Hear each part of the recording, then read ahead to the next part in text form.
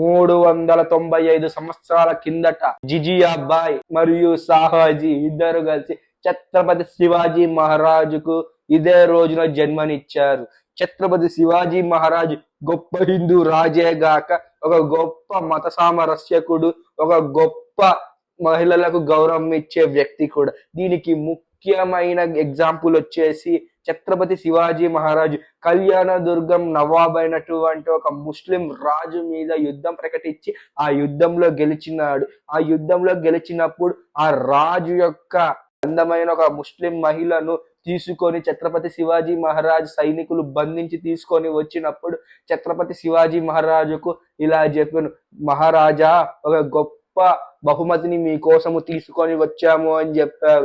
దీనికి ఛత్రపతి శివాజీ మహారాజ్ ఏంటి ఆ బహుమతి చూపియండి అని అడగగా అప్పుడు ఆ భటులు ఇదిగోండి మీ గొప్ప బహుమతి అని చెప్పగా ఒక అందమైన మహిళను బంధించి తీసుకొని వచ్చారు.